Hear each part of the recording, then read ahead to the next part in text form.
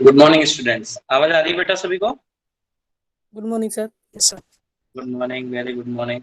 बेटा आप ये माइक गुड और मॉर्निंग वीडियो सर। वगैरह जो भी है सारी चीजें ऑफ रखेगा आप लोग, ठीक है? और बस फिर क्लास स्टार्ट करते हैं, ठीक है? जूलॉजी की क्लास में मैंने कल आपको बताया था। किसी को कोई अभी कुछ और अदर चीज पूछनी हो तो पहले पूछ लो, फिर स्टार्ट करें बेटा हम लोग, फिर डिस्टर्ब नहीं करना है ना। बताओ, कोई किसी को कुछ कंफ्यूजन है अभी? अदर कोई भी? चलो स्टार्ट करते हैं। तो मैं आपका जूलॉजी का सेल बायोलॉजी वाला जो पेपर है उसका पार्ट आपको पढ़ा रहा था। मैंने कल सिलेबस दिखाया था कि 3 पेपर जो है उसमें से third paper cell biology and genetics का है। उसका पार्ट हम लोग डिस्कस कर रहे थे। उसमें हमारी कई यूनिट्स हैं जिसमें हम लोगों को डिफरेंट सेल के ऑर्गेनेलीज, उनके स्ट्रक्चर वगैरह वगैरह पढ़ने हैं। कल हम लोगों ने थोड़े हिस्टोरिकल पर्सपेक्टिव पे डिस्कस किया था। एक बार फटाफट मैं रॉबर्ट हुक की जो सेल की डिस्कवरी वाली बात थी वो हम लोगों ने देखी थी। एंटन वॉन ल्यूवेनहॉक ने जो लिविंग सेल डिस्कवर किया था उसको देखा हम लोगों ने। रॉबर्ट ब्राउन की न्यूक्लियस की डिस्कवरी, डुजार्डिन का प्रोटोप्लाज्म टर्म देना, स्लीडन एंड श्वान ने जो सेल थ्योरी दिया था, एंड रुडोल्फ बिरचॉफ ने उसमें एक इंप्रूवमेंट किया था 19 सेल्यूलर सेल्यूला वाला। सेल थ्योरी फॉर्म होती है जिसमें 3 टेनेंट मेजर थे। एक था कि all living things are composed of cells, cells are the basic unit of structure and function of living things, and new cells are produced from existing cells only. फिर ये एक समरी थी कि कौन कौन से ऑर्गेनेलिज हुए। अब हम लोग थोड़ा सा आगे बढ़ रहे थे कि डिफरेंट सेल ऑर्गेनेलिज हमको जो अकॉर्डिंग टू सिलेबस, या आप वैसे भी कह सकते हो कि हमको कौन कौन से पढ़ने होते हैं इन जनरल एक सेल के लिए। तो उसमें आते हैं, देखो बहुत सारे इसमें मैंने दे रखे हैं। न्यूक्लियोलस हुआ, न्यूक्लियस हुआ, ribosome, vesicle, rough endoplasmic reticulum, smooth endoplasmic reticulum, Golgi complex, cytoskeleton, mitochondria, vacuole, cytosol, lysosome, centriole and etcetera. बहुत सारे, ये मेजर कुछ यहाँ पर मैंने दिखाया हुआ है। माइटोकॉन्ड्रिया की हिस्ट्री पढ़ते हुए हम लोगों ने देखा कि कैसे किसी ने डिस्कवर किया, किसी ने उसको नाम दिया, तो कॉलिकर को रिकॉग्निशन का क्रेडिट जाता है और माइटोकॉन्ड्रिया नाम का क्रेडिट जो है वो कॉल बेंडा को जाता है। जोनास पुरकंजे जो थे हमारे, उन्होंने प्रोटोप्लाज्म टर्म दिया था। क्लोरोप्लास्ट की डिस्कवरी जो थी वो ह्यूगो वॉन मॉल ने की, और इनको स्ट्रासबर्गर ने नाम क्लोरोप्लास्ट दिया था। ऐसे ही गोल्जी एपरेटस जो होता है, गोल्जी एपरेटस, गोल्जी कॉम्प्लेक्स वगैरह वगैरह, इसके कई नाम हैं। Dispatching and packaging and dispatching unit of the cell भी कहते हैं। ये कैमिलियो गोल्जी ने इसको डिस्कवर किया था। इसके बाद आता है राइबोसोम। राइबोसोम का नाम आप लोगों ने सभी ने सुन रखा होगा। राइबोसोम का नाम सभी ने सुन रखा होगा बेटा। तो यस सर। राइबोसोम्स जो होते हैं वो हमारे इनको ट्रू ऑर्गेनेली नहीं कहते। पहले तो मैं ये बता दूं, राइबोसोम्स को ट्रू ऑर्गेनेली नहीं कहते। क्योंकि क्यों नहीं कहते? ऑर्गेनेलीज के क्लासिफिकेशन में जब हम जाते हैं, यानी ऑर्गेनेलीज को डिवाइड करें तो दो तरीके से डिवाइड करते हैं, सिंगल मेम्ब्रेनस और डबल मेम्ब्रेनस। यानी कि ऐसे ऑर्गेनेलीज या तो उनमें सिंगल मेम्ब्रेन होनी चाहिए या फिर डबल मेम्ब्रेन हो। अब राइबोसोम जो होता है उसमें कोई भी मेम्ब्रेन टाइप का स्ट्रक्चर होता ही नहीं, कोई कवरिंग नहीं होती, इसलिए इसको हम ट्रू ऑर्गेनेली नहीं कहते। लेकिन क्योंकि एक अलग यूनिट है, कोई एक पर्टिकुलर फंक्शन परफॉर्म करता है, इसलिए एक ये यूनिट तो है बट ट्रू ऑर्गेनेली नहीं है। अब राइबोसोम बना काहे का होता है, इसका स्ट्रक्चर हालांकि हम डिटेल में पढ़ेंगे बाद में, लेकिन अभी के लिए मैं बता दूं इसमें कोई कवरिंग नहीं होती। ये केवल एक आरआरएनए, जो आरएनए का एक टाइप होता है आरआरएनए, फुल फॉर्म है राइबोसोमल आरएनए। ये राइबोसोमल आरएनए और कुछ प्रोटीन्स के मिलकर बनता है, इसलिए ये ट्रू ऑर्गेनेली नहीं है, इसके ऊपर कोई मेम्ब्रेन नहीं होती। राइबोसोम को जॉर्ज एमिल पैलेड, पैलेड नाम से जनरली आता है, पैलेड ने इसको 1950s में इसको डिस्कवर किया था। क्योंकि उस समय तक इलेक्ट्रॉन माइक्रोस्कोप धीरे धीरे से डिस्कवर होने लगे थे, मतलब उसका डेवलपमेंट चल रहा था, तो उसको डिस्कवर किया था इन्होंने। डिटेल स्ट्रक्चर को after the discovery of after the extensive improvements in the electron microscopic structures 2000 and 2001 में इसकी डिटेल स्टडी की गई है। ये राइबोसोम का स्ट्रक्चर मैं आपको दिखा रहा हूँ, स्क्रीन पे आप देख रहे हो। ऊपर जो मॉडल डायग्राम दिया हुआ है, मैंने आपको पहले बताया था कि मैं कोशिश करूंगा कि चीजों के मॉडल डायग्राम भी दिखाऊं आपको, यानी जो आप किताबों में देखते हैं समझने के लिहाज से जो बेहतर है, और दूसरे जो उनके रियल डायग्राम होते हैं असल में वो कैसे होते हैं। तो ऊपर वाला जो मॉडल डायग्राम है वो राइबोसोम का हमारा मॉडल डायग्राम है, जिसमें आप देख रहे होगे, अभी मैं ज्यादा डिटेल्ड स्ट्रक्चर में नहीं जा रहा, इसमें आप देख रहे होगे कि एक लार्ज सब यूनिट होती है, एक स्मॉल सब यूनिट होती है, यानी ये छोटा छोटा देखा जाए तो 2 यूनिट से मिलकर के ये बना होता है। और इनके फिर डिफरेंट टाइप्स होते हैं, 70s 80s, उसका जब हम डिटेल में पढ़ेंगे तब फिर उस पर डिस्कस करेंगे कि उनका क्या क्या मतलब है। क्या अभी मुझे कोई बता सकता है उसमें से एस जो होता है वो एस का मतलब क्या होता है? 70s टाइप का प्रोकैरियोट में मिलता है और 80s टाइप का डीएनए में, सॉरी न्यूक्लियस में मिलता है हमको, यूकैरियोटिक है। 70s में एस का मतलब बता सकता है कोई? एनीवन?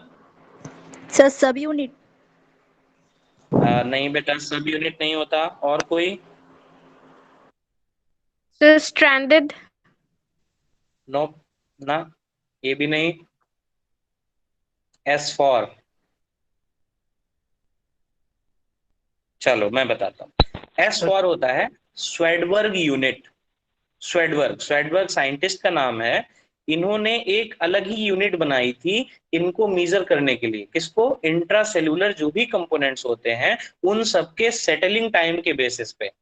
क्या मतलब है, थोड़ा और मैं फर्दर बता दूं यहाँ पे, कि जब हम इंट्रासेल्यूलर यानी सेल के छोटे छोटे जो भी अलग अलग कंपोनेंट है, न्यूक्लियस हुआ, राइबोसोम हुआ, जो भी ये सारे कंपोनेंट्स हैं, इन सबको जब हम सेपरेट करते हैं तो क्या करते हैं, हम किसी प्लांट या एनिमल की सेल हमने टेस्ट ट्यूब में ली, फिर हम उसको, एक मशीन होती है सेंट्रीफ्यूज मशीन, उसमें सेंट्रीफ्यूज कराते हैं। तो सेंट्रीफ्यूगेशन के दौरान ये अलग अलग टाइम पर नीचे सेटल होने लगते हैं, नीचे बैठने लगते हैं टेस्ट ट्यूब की तली में।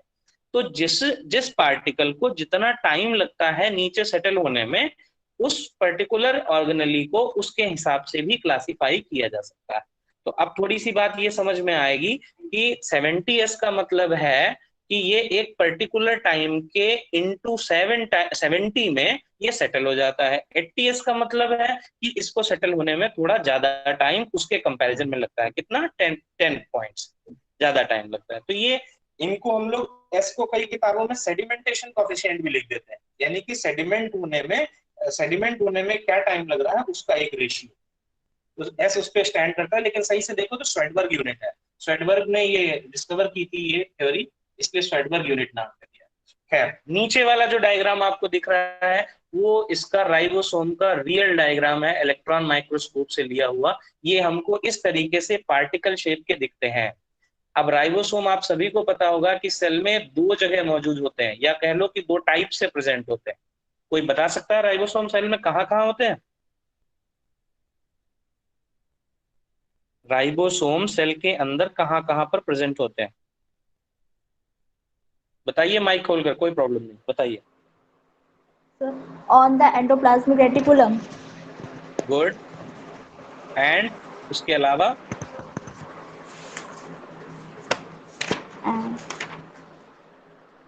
एक तो एंडोप्लाज्मिक रेटिकुलम पर हुए, तो जिन एंडोप्लाज्मिक रेटिकुलम पर राइबोसोम लगे होते हैं उनको हम लोग रफ एंडोप्लाज्मिक रेटिकुलम कहते हैं, क्योंकि वो राइबोसोम की प्रेजेंस की वजह से रफ दिखाई पड़ती है, इसलिए उनको रफ कहते हैं।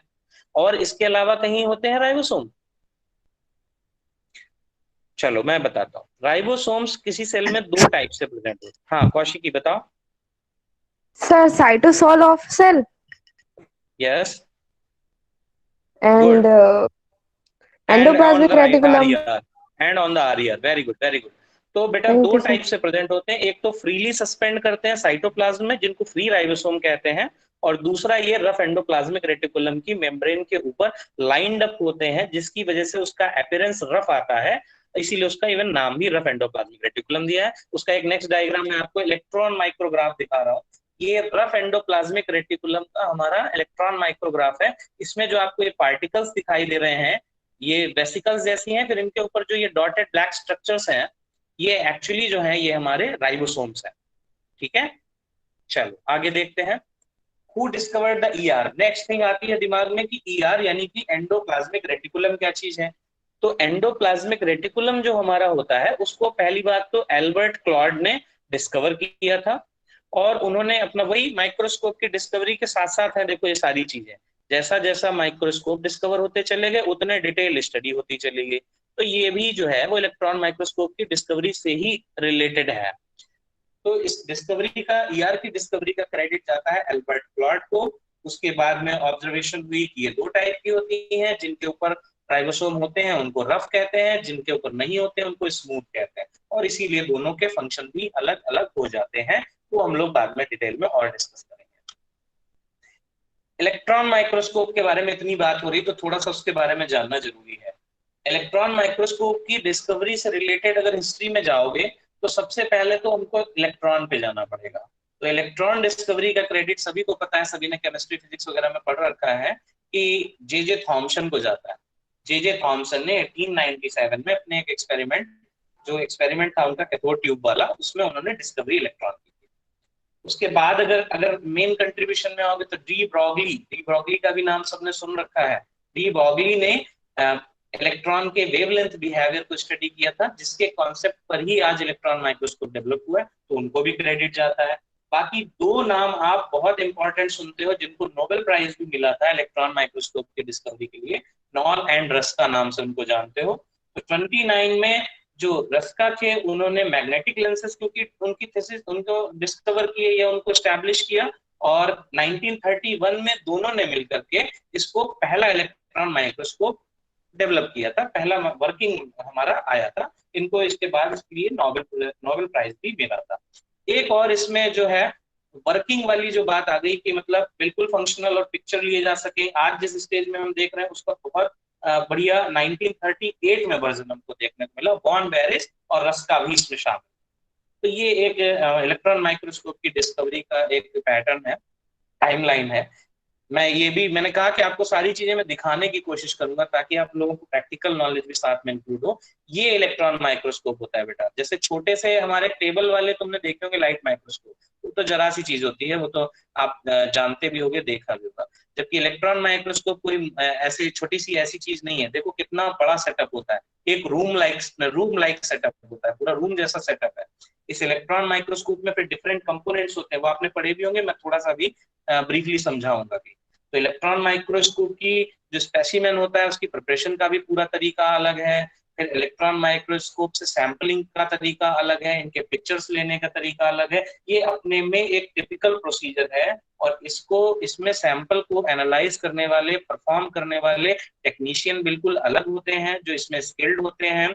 ये एक सैंपल की प्रोसेस जो है वो काफी कॉस्टली है, 4-5-6,000 रुपीज पर सैंपल तक होती है, और भी ज्यादा हो सकती है डिफरेंट सिनेरियो में। तो ऐसे ये एक मतलब एक अभी भी एक कॉस्टली प्रोसेस है और रेयर प्रोसेस है। इलेक्ट्रॉन माइक्रोस्कोप अभी भी सभी जगह उपलब्ध नहीं होता है, ये केवल जहां रिसर्च फैसिलिटीज जो अच्छे लेवल की है केवल वहां पर ही मिलता है। ठीक है, नेक्स्ट, ये इसका मॉडल डायग्राम है कि हमारा इलेक्ट्रॉन माइक्रोस्कोप के अंदर प्रिंसिपल क्या है, काम कैसे करता है। तो ऊपर देख रहे हो सबसे पहले इलेक्ट्रॉन गन है, यानी जिससे इलेक्ट्रॉन रिलीज होते हैं, इसमें इलेक्ट्रॉन रिलीज होंगे। नीचे इलेक्ट्रॉन बीम मार्क की गई, सेकेंड नंबर पे इलेक्ट्रॉन बीम कैसे आती हुई दिखती है। फिर उसके बाद में ये एनोड है। एनोड कैसा चार्ज होता है, एनोड हमारा, एनोड की तरफ कौन जाता है, एनायन। ध्यान रखना, ये भी साथ में बता दूं, एनोड जो होता है उसकी तरफ कौन आते हैं, anion. Anion means negatively charge. तो एनोड कैसा हुआ, खुद पॉजिटिवली चार्ज। एनोड हमेशा पॉजिटिवली चार्ज होगा, उसकी तरफ निगेटिवली चार्ज चीजें आएंगी। जैसे यहाँ एनोड की तरफ ये हमारे इलेक्ट्रॉन्स आ रहे हैं, इलेक्ट्रॉन बीम आ रही है। फिर इलेक्ट्रॉन बीम जो होती है वो हमारी मैग्नेटिक लेंसेज से पास होती है। लाइट माइक्रोस्कोप में जो लेंसेज होते हैं वो फिजिकल ग्लास लेंसेज होते हैं, जबकि यहाँ पर ये मैग्नेटिक लेंसेज होते हैं। ये एक मेजर डिफरेंस भी आता है इसमें। अब यहाँ से पास होने के बाद इलेक्ट्रॉन बीम कंसंट्रेट हो जाती है और उसको इलेक्ट्रॉन डिटेक्टर के थ्रू पास कराया जाता है। अभी बीच से ये निकल रही है सीधी, अभी इसका काम नहीं डिटेक्टर का, अभी ये केवल बीच से निकलने दे रहा है। फिर जो भी हमारा स्पेसिमेन होगा उस स्पेसिमेन पर पढ़कर electron different ratio, different path, different time में रिफ्लेक्ट आउट होंगे, और उनके ऑब्जर्वेशन के लिए, रिफ्लेक्शन के ऑब्जर्वेशन के लिए इलेक्ट्रॉन डिटेक्टर्स लगे होते हैं इनके साइड्स में। यहाँ पर देखो दो दिखाए गए हैं, एक तो ये बैक स्कैटर्ड, यानी जो बैक आएगा उसको इलेक्ट्रॉन डिटेक्ट करने के लिए, और ये साइड वाला दिखाया गया, सेकेंडरी नाम दे दिया गया। तो आसपास इनके स्पेसिमेन के आसपास इलेक्ट्रॉन डिटेक्टर्स लगे होते हैं जो ये डिटेक्ट करते हैं कि इनसे, स्पेसिमेन से टकरा के इलेक्ट्रॉन कैसे किधर बिखर रहे हैं, on the basis of their speed, delay in time, इन सब के बेसिस पे तब हमारे जाकर के स्पेसिमेन की एक इमेज फॉर्म होती है। ठीक है, अब आगे देखते हैं। सभी चीजों के बारे में बेसिक चीजें हम लोग देख रहे हैं। तो न्यूक्लियोलस ही एक जो है सर उसका हमारा बेनिफिट क्या ऑर्गेनली है? आता है बेटा, सुरभि बताओ। सर उसका बेनिफिट क्या है? बेनिफिट इलेक्ट्रॉन माइक्रोस्कोप का, यस सर। इलेक्ट्रॉन माइक्रोस्कोप की कैपेसिटी होती है, आज तो और इम्प्रूव हो गई है, पहले जो बेसिक हम पढ़ते हैं किताबों में वो up to 5 lakh times zoom कर सकता है, जबकि लाइट माइक्रोस्कोप जो है हमारा वो मैक्सिमम 1500 to 1800 या मैक्सिमम कह दोगे इम्प्रूव्ड वाले तो 2000 टाइम्स तक ही केवल जूम कर सकते हैं, जबकि इलेक्ट्रॉन माइक्रोस्कोप हमारा 5 लाख और अब तो ऐसे आ गए जो 8 या 10 लाख टाइम तक जूम कर सकते हैं किसी चीज को। तो जो बहुत माइन्यूट स्ट्रक्चर्स हैं जैसे प्लाज्मा मेम्ब्रेन के कंपोनेंट्स हुए, राइबोसोम हुआ, इन सबको स्टडी करने के लिए हमको इसी की जरूरत पड़ेगी, इसके बिना उनको हम नहीं स्टडी कर सकते। ठीक है, okay sir, thank you sir. Nucleolus, nucleolus के बारे में कई कंफ्यूजन आते हैं। न्यूक्लियोलस आई थिंक हिंदी में इसको केंद्रिका कहते हैं। तो केंद्रक हो गया न्यूक्लियस और उसके अंदर एक स्ट्रक्चर हमको दिखता है, ध्यान से सुनना, अमेम्ब्रेनस स्ट्रक्चर, यानी ऐसा स्ट्रक्चर जिसके आसपास मेम्ब्रेन नहीं होती बट वो डार्कली स्टेन्ड होता है। दैट मींस हाँ, डार्कली स्टेन्ड होता है, दैट मींस वो एक पैच जैसा दिखाई पड़ता है पूरा। डायग्राम नहीं दिख रहा है सर। डायग्राम बेटा आ रहा है, उसको पिन करिए, आप सभी को दिखाई दे रहा है, पिन करिए आप सही से। तो न्यूक्लियोलस एक डार्क पैच की फॉर्म में न्यूक्लियस के अंदर दिखाई देता है। ये भी एक इलेक्ट्रॉन माइक्रोग्राफ है। इसमें आप देखोगे कि ये देखो न्यूक्लियर मेम्ब्रेन है, ये न्यूक्लियस के आसपास की पूरी मेम्ब्रेन है। इसके अंदर क्रोमेटिन्स पूरे स्प्रेड हैं, जिनको हेट्रो और यू क्रोमेटिन वो हम बाद में बताएंगे। फिलहाल क्रोमेटिन्स मेम्ब्रेन यानी कि क्रोमेटिन्स स्प्रेड है। क्रोमेटिन मींस हमारा जेनेटिक मटेरियल स्प्रेड है। इसमें कहीं पर बीच में एक डार्क पैच टाइप से होता है जिसको हम लोग न्यूक्लियोलस कहते हैं। न्यूक्लियोलस जो होता है, न्यूक्लियोलस असल में हमारे क्रोमेटिन्स का वो कंडेंस्ड पार्ट होता है जो रिस्पॉन्सिबल होता है आरआरएनए के फॉर्मेशन के लिए। फिर से ध्यान से समझ लो, न्यूक्लियोलस कौन सा हिस्सा है न्यूक्लियस का? वो वाला हिस्सा जहां पर क्रोमेटिन्स के वो वाले पार्ट इकट्ठे होते हैं जिनसे आरआरएनए प्रोड्यूस होने वाला है। इसीलिए कहते हैं कि ये प्रोड्यूस करेगा आरआरएनए जो बनाएगा राइबोसोम, और राइबोसोम के बिना नहीं बनेगा प्रोटीन, प्रोटीन के बिना नहीं होगा कोई भी काम, प्रोटीन के बिना कोई भी हमारा स्ट्रक्चर जो है फंक्शन नहीं होगा, सेल का स्ट्रक्चर नहीं बन पाएगा। इसलिए हम ये कहते हैं कि न्यूक्लियस कंट्रोल करता है सेल को, और समटाइम्स रफली ये लिखा जाता है कि न्यूक्लियोलस कंट्रोल करता है बाकी सारे फंक्शन को। तो इसका बहुत इंपॉर्टेंट फंक्शन है। Nucleolus is a small, dense and spherical structure present in the nucleus that is visible during the interphase. ऐसे तो ये scattered रहता है, मतलब ड्यूरिंग द डिवीजन आपको ये नहीं दिखाई पड़ेगा क्योंकि ये डिसॉल्व आउट हो जाता है या बहुत डिम हो जाता है। इसलिए ये आपको इंटरफेस जो सेल की होती है, यानी सेल वैसी फेज सेल की जिसमें वो सेल तैयारी करती है अपने उसकी, उस दौरान ये आपको दिखाई देता है। अगली बात, this region is dense due to the presence of proteins, DNA and RNA. क्यों डेंसर है इतना? क्योंकि यहाँ पर बहुत सारा डीएनए, आरएनए और प्रोटीन्स इकट्ठे हैं, इस वजह से इतना डेंस डार्कली स्टेन्ड दिखाई देता है। अच्छा, तो बाकी सारी बातें बता दी। इसकी डिस्कवरी का जो क्रेडिट जाता है वो फेलिस फॉन्टेना को जाता है। 1774 में इन्होंने इसको रिकॉग्नाइज कर लिया था। ठीक, एक और ऑर्गेनली हम लोग बात करते हैं अगर लाइसोसोम। लाइसोसोम जो हमारे होते हैं ये सिंगल मेम्ब्रेनस होते हैं। पहली बात मैंने भी बताया था कि ऑर्गेनेलीज को आप क्लासिफाई कर सकते हो single membranes, double membranous. Double membranous के बढ़िया एग्जांपल है माइटोकॉन्ड्रिया और क्लोरोप्लास्ट। सिंगल मेम्ब्रेन का बढ़िया एग्जांपल है लाइसोसोम। ठीक है, तो लाइसोसोम जो होता है इसकी डिस्कवरी का क्रेडिट जाता है क्रिश्चियन डी ड्यूफ को 1955 में।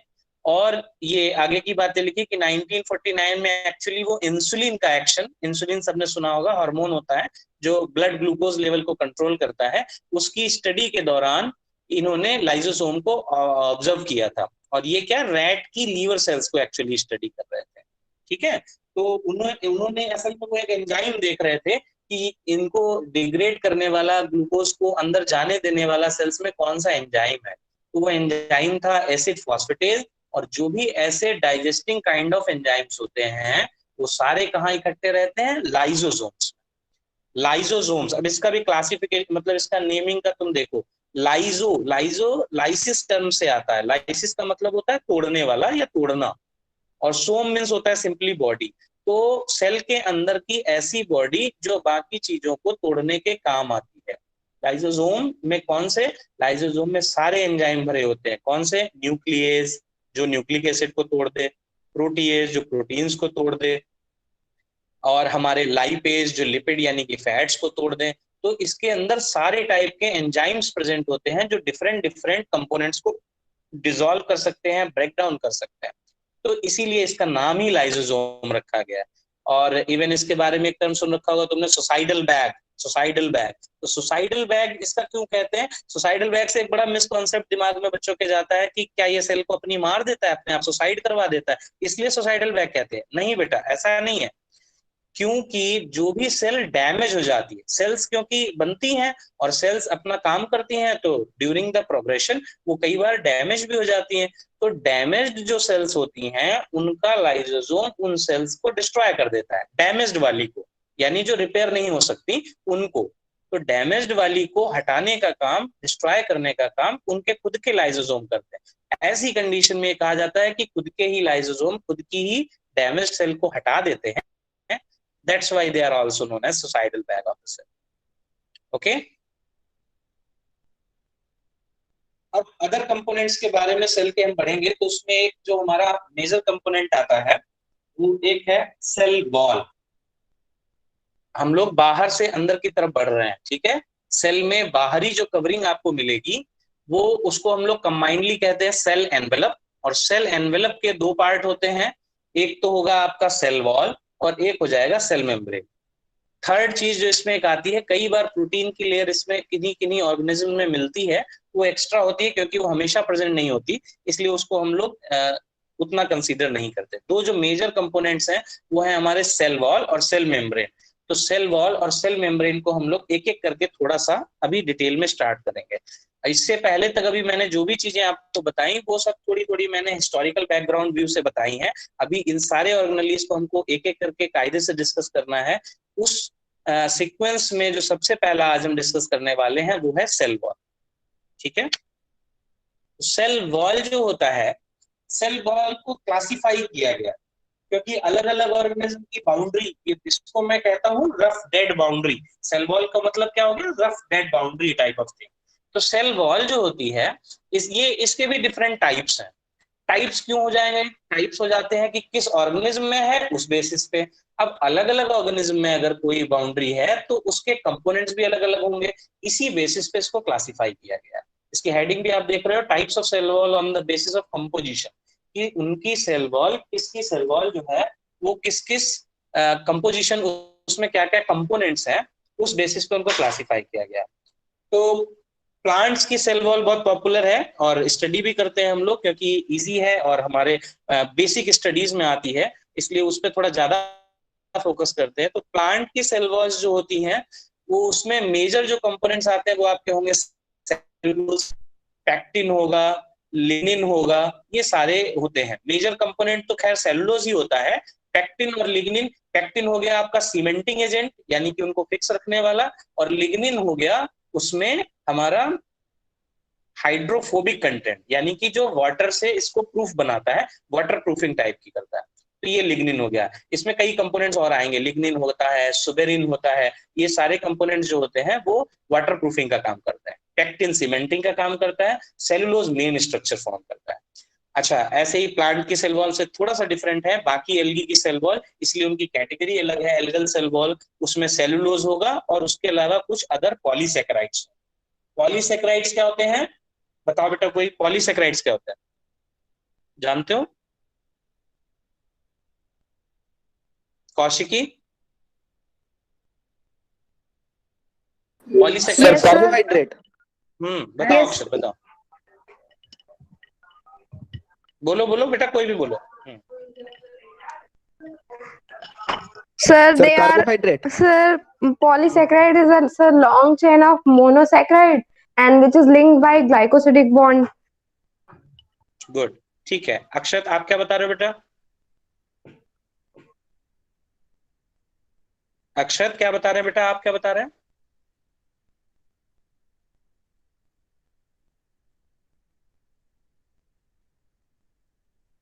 कार्बोहाइड्रेट्स, ठीक है। तो बेसिक बात तो ठीक है, ये दोनों ने ठीक ही बात बताई। बेसिक बात ये है कि कार्बोहाइड्रेट्स जो हमारे होते हैं ये उनके ही डेरिवेटिव्स या टाइप्स हैं। कार्बोहाइड्रेट्स को यूजुअली हम क्लासिफाई करते हैं तो monosaccharide, disaccharide, oligosaccharide and polysaccharides में करते हैं। और पॉलीसेकेराइड जो होते हैं वो मोनोसेकेराइड्स, जो कौशिकी ने बताया, ठीक बताया कि पॉलीसेकेराइड जो होते हैं वो मोनोमेरिक यूनिट्स यानी कि मोनोसेकेराइड्स की लंबी चेन्स होते हैं, और उनके बीच में जो लिंकेज होता है उसको ग्लाइकोसिडिक लिंकेज या ग्लाइकोसिडिक बॉन्ड कहते हैं। तो कार्बोहाइड्रेट्स के कॉम्प्लेक्स स्ट्रक्चर्स जो होते हैं, बड़े जो स्ट्रक्चर्स होते हैं वो पॉलीसेकेराइड्स हैं। एल्गल सेल वॉल का सेलुलोज भी एक पॉलीसेकेराइड का ही टाइप है, ये भी बता दो। लेकिन सेलुलोज एंड अदर पॉलीसेकेराइड, कुछ और भी पॉलीसेकेराइड्स जैसे हेमीसेलुलोज हुआ, ये सारे प्रेजेंट होते हैं, इसलिए लिखा हुआ इसमें सेलुलोज एंड अदर पॉलीसेकेराइड। अब बैक्टीरिया की सेल वॉल भी एक अदर अलग ही टाइप की होती है, तो उसमें भी कुछ चीजें आती हैं। उसका जो सबसे मेन कंपोनेंट है, मेन इंग्रेडिएंट यहाँ पर लिखा हुआ है, इसका ये मतलब है कि इसके अलावा भी चीजें हैं, बट मेजर जो कंपोनेंट है वो क्या है, तो वो होता है पेप्टाइडोग्लाइकन, या फिर इसका एक और नाम है, इसको कहते हैं हम लोग म्यूरिन। कॉमन इसको कहते हैं म्यूरिन, और जो साइंटिफिक नेम है इसका, जो टेक्निकल टर्म है वो है पेप्टाइडोग्लाइकन। पेप्टाइडोग्लाइकन का जो मतलब होता है वो होता है कि कार्बोहाइड्रेट की यानी एक पॉलीसेकेराइड लंबी सी चेन होगी, उसमें पेप्टाइड यानी कि 4-5 अमीनो एसिड का बीच में एक छोटा सा अटैचमेंट होगा, उसको पेप्टाइडोग्लाइकन कहते हैं। पेप्टाइडोग्लाइकन क्या हुआ, एक लंबा पॉलीसेकेराइड, उसमें थोड़ी सी 4-5-6-8 अमीनो एसिड की थोड़ी सी पेप्टाइड चेन। तो ये इसका एक मेजर कंपोनेंट होता है। पेप्टाइडोग्लाइकन की मौजूदगी की वजह से ही बैक्टीरियल सेल वॉल जो हमारी होती है वो बिल्कुल रेजिस्टेंट हो जाती है, उस पर किसी भी चीजों का अफेक्ट नहीं होता, क्योंकि पेप्टाइडोग्लाइकन को डिसॉल्व करने वाला या डिस्ट्रॉय डैमेज करने वाला नेचर में केवल एक ही एंजाइम प्रेजेंट है, लाइसोजाइम। केवल एक ही एंजाइम लाइसोजाइम जो है वो उसको डिग्रेड कर सकता है। तो इसलिए ये थोड़ा टफ होता है। बैक्टीरिया बहुत ही टफ रेजिस्टेंट वाले होते हैं, वो किसी भी इन्वायरमेंट में इसीलिए सर्वाइव कर जाते हैं। और ये जो बैक्टीरियल सेल वॉल वाला ये जो होता है ना पेप्टाइडोग्लाइकन, इसको लाइसोजाइम को एक बहुत अच्छी जगह बताता हूँ। लाइसोजाइम प्रेजेंट होता है हमारे टीयर्स में, आंसुओं में, इसीलिए जो आंखें ओपन रहती हैं हमारी, इसके बाद भी इसमें बैक्टीरियल इन्फेक्शन नहीं होने पाता, क्योंकि इसमें जो लाइसोजाइम है वो हमारे टीयर्स में सेक्रीट होता रहता है और इनको डिस्ट्रॉय करने की कैपेबिलिटी उसमें होती है। Next thing is archaeal cell wall. Archaeal और बैक्टीरियल ये थोड़ा सा डिफरेंट है। आर्किया आपने पढ़ा होगा, मोनेरा ग्रुप जो होता है, क्लासिफिकेशन के दौरान पढ़ोगे, जो मोनेरा ग्रुप होता है उस मोनेरा ग्रुप के दो पार्ट्स होते हैं, एक होते हैं आर्कियल या आर्की बैक्टीरिया भी कहते हैं, और दूसरा होता है यू बैक्टीरियल यानी कि नॉर्मल बैक्टीरिया। क्या है बेटा?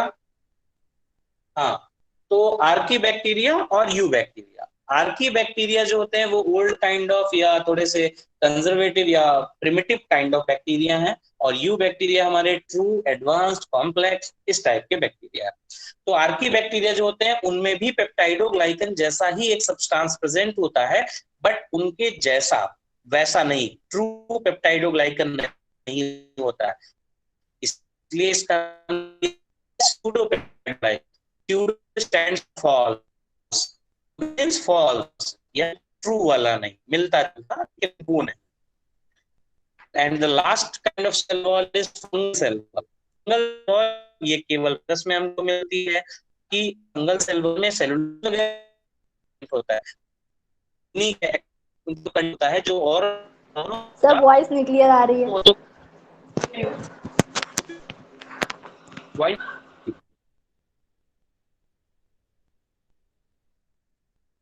हो सकता है इशू। सर वॉइस क्लियर नहीं आ रही आपकी। तो अभी बेटा आवाज नहीं आ रही है सर।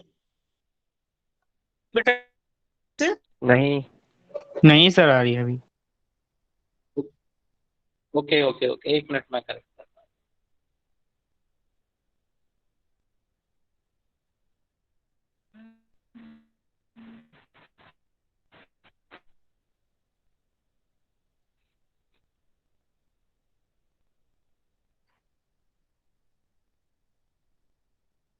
हेलो, अब आई आवाज बेटा? Yes sir. Yes sir. Yes, sir.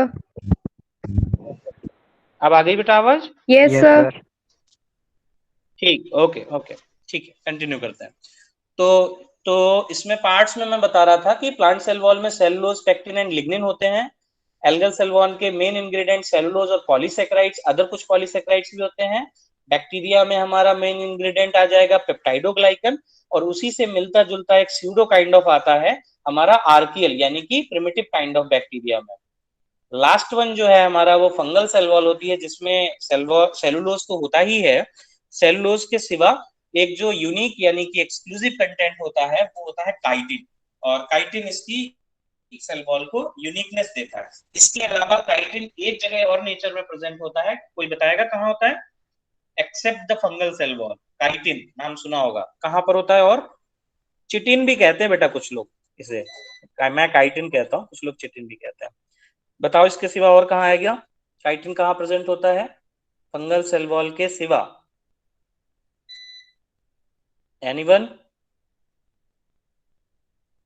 Accept the fungal cell wall, कहाँ पर हुआ? Invertebrates. हाँ आंचल बताओ। Say invertebrates. Insect आंचल exoskeleton. कह रहे हैं बेटा कुछ? Say insects की exoskeleton में. आवाज नहीं आ रही बेटा आपकी। Say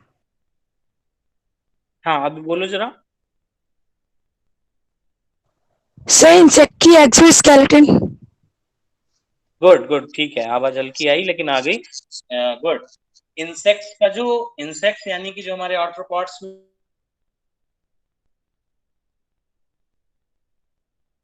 जो कैटेगरी है इंसेक्ट का, उसमें जो हमारे ऑर्गेनिज्म आते हैं उन सबके जो एक्सोस्केलेटन होता है, जो बाहरी कवर होता है, उसमें काइटिन प्रेजेंट होता है।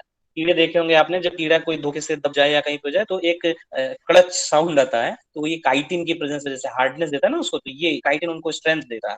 ठीक है, वहां पर काइटिन और प्रेजेंट होता है। चलो आगे बढ़ते हैं। इसमें सेल वॉल को पढ़ते समय इसकी हिस्ट्री के बारे में देखोगे तो, क्योंकि मैंने बताया था पहले ही बताते समय कि सेल वॉल जो होती है, नेक्स्ट स्लाइड दिख रही बेटा?